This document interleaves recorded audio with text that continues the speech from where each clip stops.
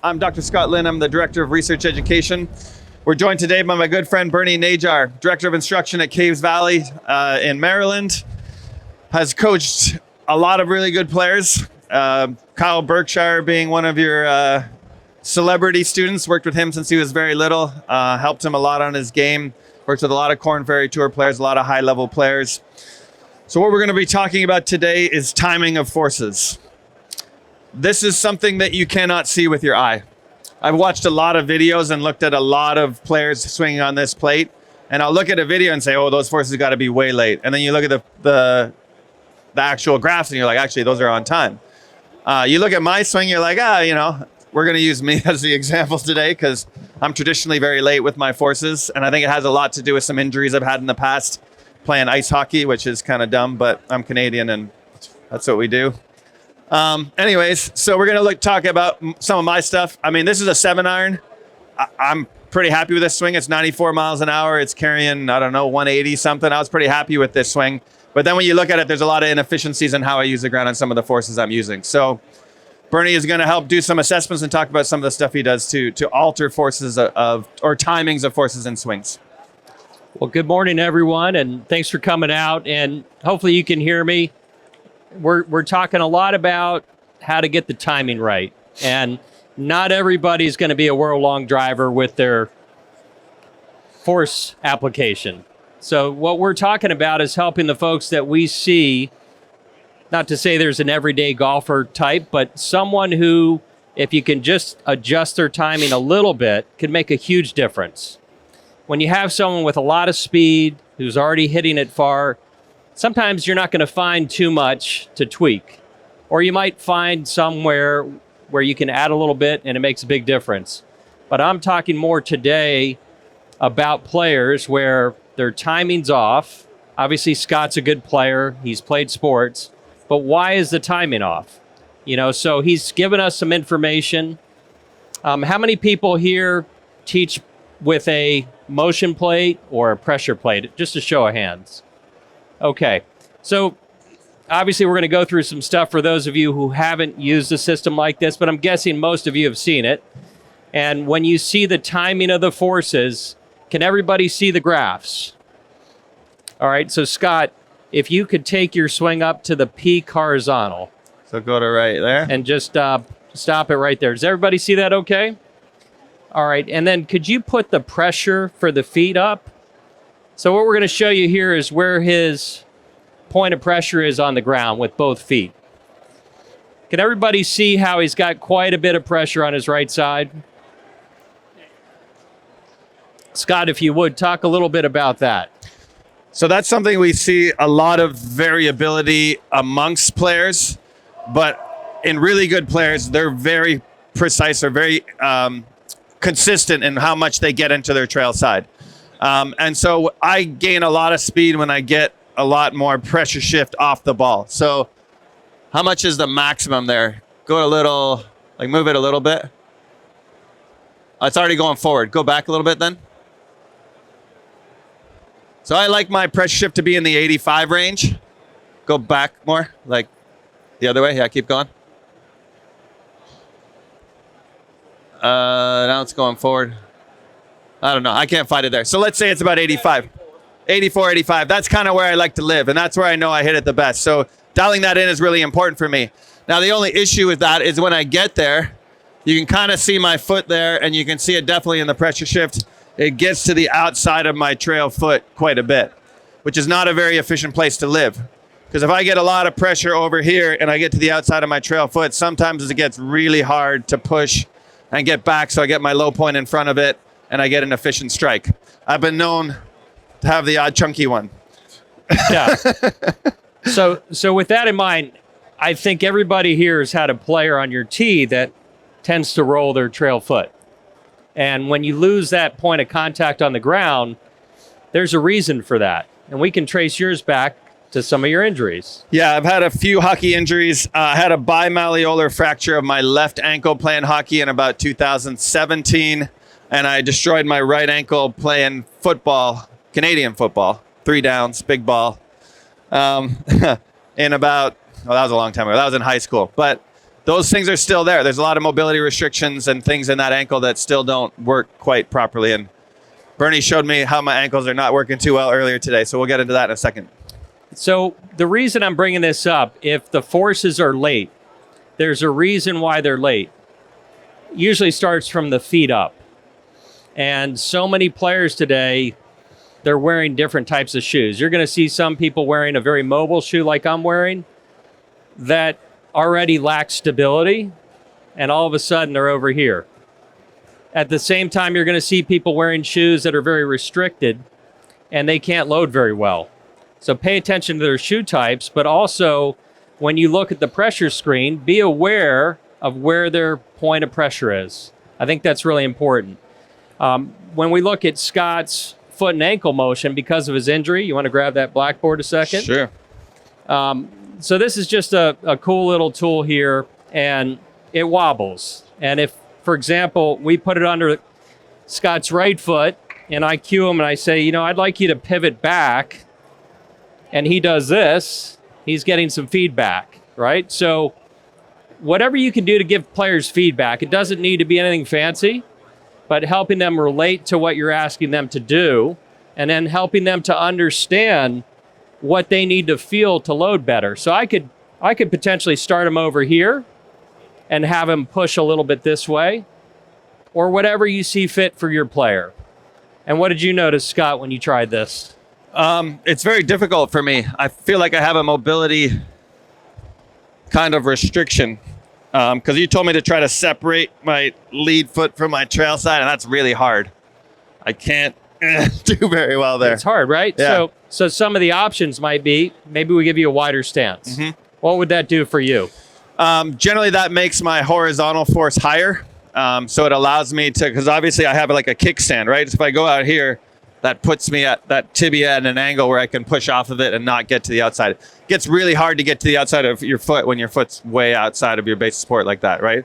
The closer I get in, the easier it is for me to get outside that foot. Yeah.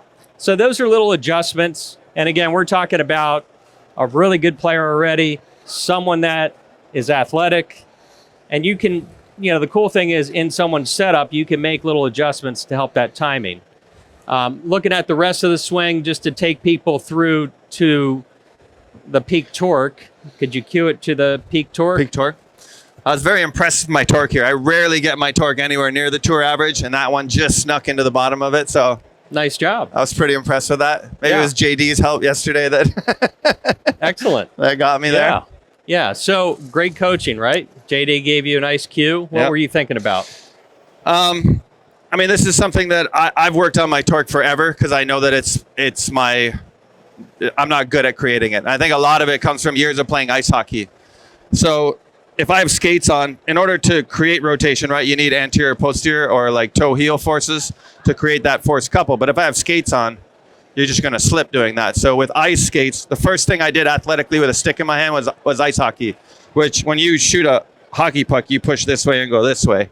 And so I think that's ingrained into me. So I've had to work really hard to change that motor pattern. Because when I go this way in my golf swing, I've been known to have the club moving way into out. And I suffered with the snap hooks for a long time and the big blocks, which is not a lot of fun. When I was a little kid, they kept weakening my grip, and it was like coming back at me at one point because that's what they thought. And actually, through Mike Adams' system, I found a stronger grip actually keeps my face a little more open. So then I started blocking it way out to the right. But then I started to figure out. So I do a lot of reactive neuromuscular training to learn how to create shear forces off this foot. This foot doesn't work so well because of that injury I had a couple years ago. But I do a lot of my torque drill in my garage. So I'm in this position. I don't know where my band is. We can find it. But I attach a band here, and I'm learning to kind of push and get that thing moving backwards. That can really help me stabilize my path and make sure it's not, when I get 4 or 5 to the right, I really struggle. And that's a big thing, a player moving laterally a lot. Low point issues, if they're coming already from an inside path, you know their ball flight misses. Imagine uneven lies on the golf course. How do you like downhill lies? Yeah, ball above my feet, I'm screwed. Right? So there's a lot of clues on this stuff. But again, going back to how do we get the base of support better, sometimes arranging the feet a little different can make it easier for you to create what you're describing. Right. In terms of getting that shearing action better. So right there, if you look at his swing, usually you're going to get that peak torque around lead arm parallel, depending on swing length on the player. Might be a touch higher or a touch lower. But I pay attention to where that left knee is, the lead knee. Is it stacked over the center of the foot or not? And even though you've done a really good job there, not quite. Not quite. Yeah, I agree.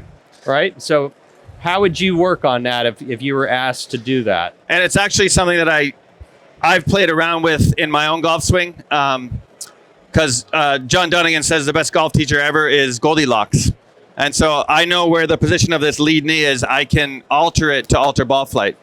So if I get out there and I need to snap hook it around a tree, I'll get this lead knee collapsing towards the trail knee and really get into my trail side, because that gives me that horizontal force I need to get my snap hook that I know. And now if I know how the snap hook happens, I know how to stop it. If I need to snap slice it around the tree, I do the complete opposite. I actually shoot my lead knee towards the target when I take the club away, which I know now I'm ready to turn the corner and get that path moving left, and I can snap slice it that way. That takes away a lot of my speed, though. I have to take a club and a half extra when I do this lead knee towards the golf ball kind of thing, because it takes away my gift, I think, or my general motor pattern, which is going this way. So the club's moving slower. It doesn't go quite as far, but if I need to snap slice it, I know how to do it. And so I think really looking at that lead knee is important to understand how people are using the ground. Sure. And, opposing forces, Scott, if you put the club across your chest, simulate a backswing there for us. So do your normal loading pattern where you get a little bit more into your right side. Yeah. Good. And so if I was pushing on him here and I said, go ahead and fight me a little bit, that's a good way to cue them as well. Because as he starts applying that force, now we can get the vertical forces earlier.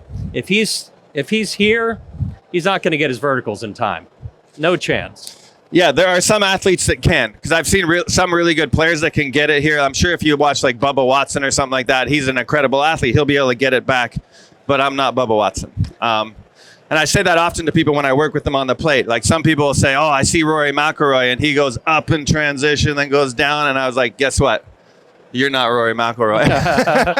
Newsflash. Yeah. Yeah. So the more athletic the player is, the more dynamics their movements are going to be. You'll hear there's a trend now. People are talking about unweighting the verticals. Talk a little bit about that. Maybe Drew's swing. Yeah, and that's the going down. And so you'll see a lot of good players now, and they talked about it at the Open Forum the other night, where good players are going to have their center of mass moving up in the backswing and then down in transition. But you got to have a very reactive nervous system in 0.2 of a second to get that thing down and then back up to get the energy to the club. You got to be a good athlete to do that, and generally have a very responsive nervous system. So the way your stretch shorten cycle works has to be really good. Mine, not so good. If I did that, my verticals would be 3 weeks after I hit the ball. I'd be walking to my next shot, and then the verticals would peak somewhere there. And so that doesn't work so well for me. And so loading the verticals earlier in the swing, I've had older players where I tell them to squat a little bit at setup, because that preloads their verticals before the club's even moved, which will get them out of the system earlier. And so preloading the verticals earlier will get them out of the system earlier. And preloading is just squatting down. If you're going to jump, you got to preload and then apply those verticals. So the squatting down part, and when it happens, can really adjust when that peak occurs. And for the most part, whenever you're watching players, if you see post-impact, even if you don't have a force plate, and you see them getting lower past the ball, that's a pretty good indicator they're late. And you'll have some good players, they're just good at staying in the shot, or they've trained themselves to stay in the shot. But you'll also see a lot of folks that might have back injuries that they're scared to extend, right? So be careful with some of this stuff. Obviously, we're trying to help people, but we don't want to hurt them. So range of motion, if they can't posterior tilt, is a big problem. How many people here have done any TPI level 1 screening? Awesome. So they have some simple tests on the pelvis motion. You might want to check your players on that. But the big thing is the sooner you can get them up, get the rib cage up, that's going to help a lot of times achieve that better timing. And obviously, if you can measure, it's even better. And I think, again, look down at their feet. What are their feet doing? If someone has difficulty extending, maybe something's going on down here that won't let them do it. Maybe you can find a shoe that fits them better, that lets them move through there. Again, a restrictive shoe can help some. It can hurt others. How about Ricky Fowler back in the day with the high top? Yeah, we had some data from Ricky when he was playing really well, probably around 2014. And he wore normal shoes where he could really dorsiflex into that ankle and load the front of his foot to create the forces he needed. And then around 2016, I believe, it was Puma that released a shoe. It looked like a George Jetson space boot. Do you remember those things that Ricky wore? And they had a big cuff around the ankle. And then we have some data from him where he tried to load into that toe, and obviously with a cuff around your ankle, it's going to restrict your dorsiflexion. He couldn't get there, and he struggled for a bit with that footwear. So I think most people make footwear decisions based on aesthetics. You're like, I got my blue pants on today, I'm going to wear my whatever shoes, right? And I think you can do a lot of good work by dialing in your footwear to allow you to do what you need to do in your golf swing. So a lot of rotational players, I struggle if there's a big heel on my shoe because it shoves me into my toe and keeps that path, doesn't allow me to turn the corner. So a flatter shoe is much better for me. Whereas if you have an over-the-top swinger, they might like the big heel on their shoe because it allows them to load into the ball of that foot and create that more inward path. So footwear is super important. I always tell you, this thing measures the connection of you to the ground, but what's between you and the ground? Your shoe. And if it puts you in positions that you can't produce forces that you need to produce in your golf swing, it's going to alter impact conditions for sure. Yeah, it's great information. And I think, how about we show Drew Cooper's swing? You want to see somebody good? Is that what you're telling me? we're gonna just go through this one here, yeah, Scott. So I think my horizontal and my torque are actually pretty well timed, but it's the vertical that's super late. So go ahead, take me to peak vertical. You could see that the ball's almost gone when the vertical peaks, which is way too late. What we're learning from some of the forces that we're now calculating in the handle is when the club gets to about here, you're not pulling it through impact, like handle dragging, like we used to think you're doing. You're actually lifting up on it. And if I lift up on the handle, that creates a torque that slings that club into impact. And so the longer we wait to apply that vertical force, if I don't apply that vertical force till here, the moment arm is much shorter and there's not much left for me to lift up and create that slinging into impact. And so what we're finding with long drivers and really efficient players is that vertical force, the latest you'd ever want it would be a club parallel. But if we watch Drew, it's super early, which is where he gets a lot of his effortless looking power from, where my swing looks like effort because I'm not as efficient with how I'm using the ground.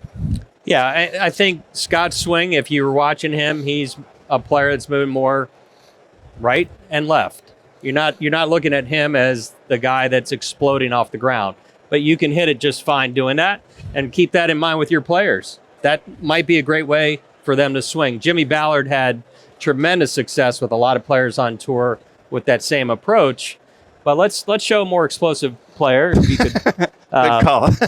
bring Drew up here. And look, you hit it plenty far. And now we're looking at someone that what's Drew's club speed here? He chips it at 138 here. 138. So. Anybody teach anyone with this kind of speed? And this was a smooth one. Like he can get it up to the 150s when he starts to hit the gas a little bit. But take this to the peak vertical now. Just go back a bit. So you can see where his peak vertical is relative to mine. And so that's where his effortless power comes. If you watch this swing at full speed, it looks like he's not going that fast. Then you look at the launch monitor and you're like, wow, that thing's moving. So getting that vertical happening a lot earlier for me is a good, anything I can do to make that happen generally helps my speed and my impact conditions. Scott, talk to them a little bit about the force vectors that you now can see in the software and how they're pointing relative to. Let's go through the sequence. Let's go back to setup. Sure. So right now, before he takes off, where does everybody see him pushing? So you can see this green vector is pointed away from the target. That means he's pushing towards the target and creating some momentum off the target. What we're finding with a lot of the long drivers is they get that done before the club's even moved. not very good players, a couple will be back here and they're still pushing this way, which is not good because it takes you a long time to stop it, turn it around, and get it going back that way. And that's why stuff like what Kyle Berkshire showed us, this like preload thing. So he gets his negative stuff done before the club's even moved, and all that effort is then going to creating force in the direction of the target. So he's really good at that. Every player with a lot of speed that we've seen does that similarly. Even if their feet aren't moving, underneath their feet, there's a lot going on. Yeah, it's pretty hard to load right without pushing left. And we're talking about right-handed golfers, Nick. Just kidding. All right, let's keep it going. Keep it going.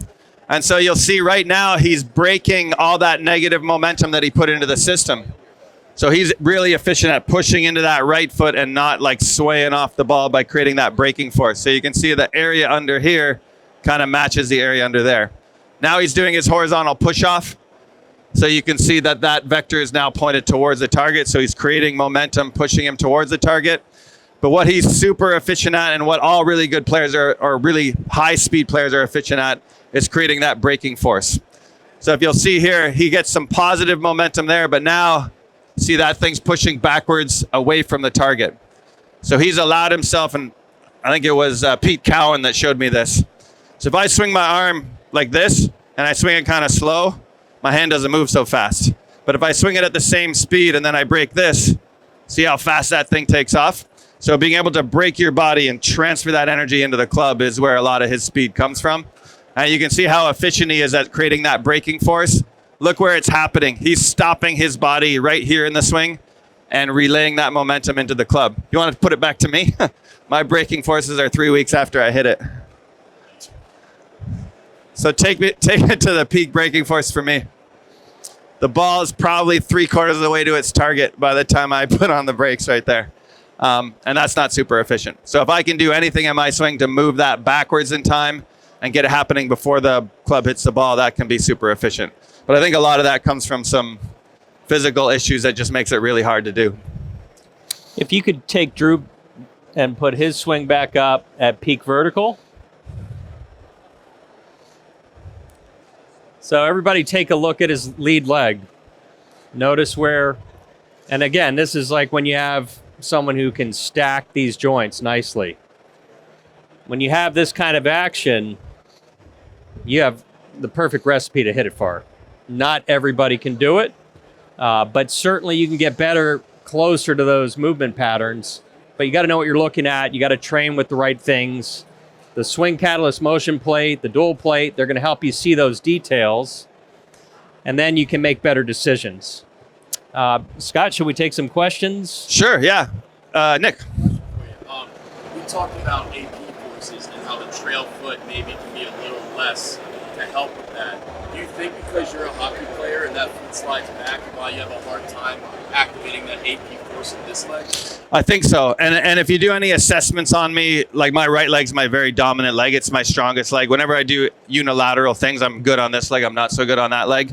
And that creates a little bit of a early extension in me. I've always struggled with that. Because if I'm pulling back with this leg more than I'm pushing forward with this leg, it creates a net force on my pelvis that shoves me like this. And that makes it even worse, right? Because that just shoves the club way out there. And I've always had trouble with that. But when I do a lot more work on the left side to normalize it, which I haven't been doing lately, that's why this doesn't look, or that didn't look so good. But I know what the issues are in my swing. And if I can just inch it along to make this left leg stronger, every time I do my reactive neuromuscular training on this leg, I do it a bunch. It just gives me a little more shear force here, which can help me a lot. So, do you think that's a hockey player trait in general? Have you seen it? Have you had enough hockey players in here to see that? Generally with hockey players, yeah, you do see a lot of horizontal force. That's the thing. I grew up playing with a wood stick where you actually had to hit the puck with it.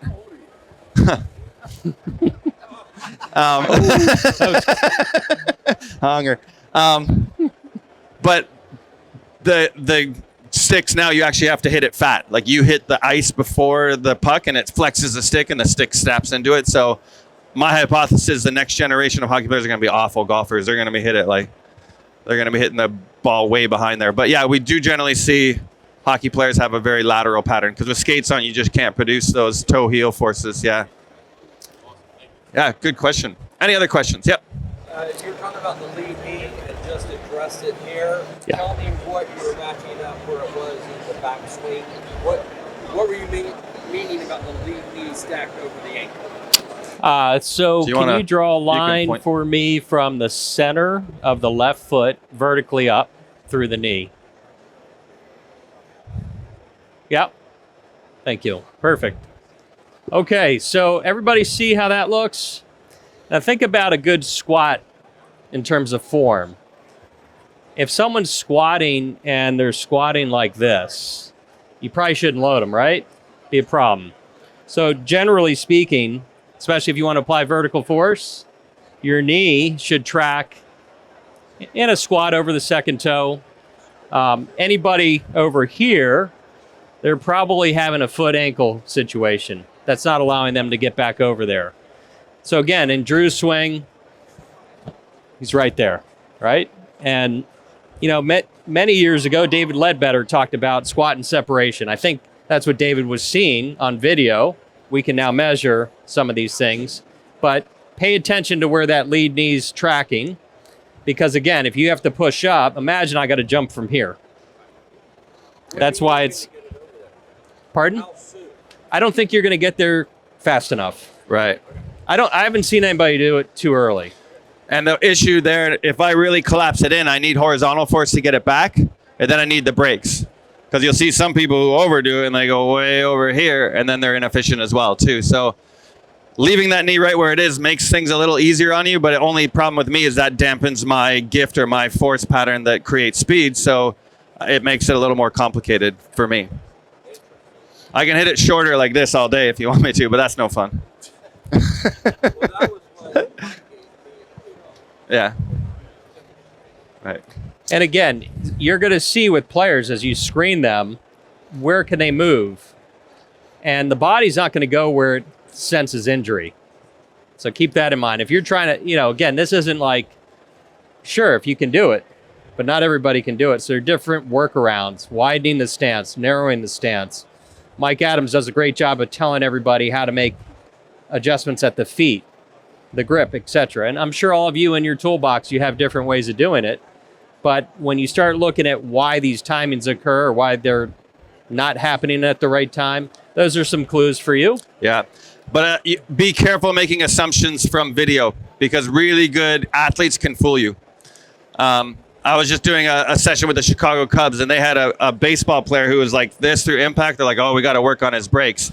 But then we looked at the graphs, and he's got incredible brakes. I was like, don't screw with it. This guy can do things in position. That's what makes him an incredible athlete, right? They can do things in positions that normal people can't. And so I think that's what the force plate really helps you do, is not screw up something that's somebody's gift, right? So if the Cubs didn't have a force plate, they may have tried to mess with this guy's lead knee action when it was already super efficient. So making assumptions from video can be very dangerous. Measure whenever you can. Don't guess. All right. What do you think, Scott? Bernie, thank you so much. Great to be with you. Great to be with you.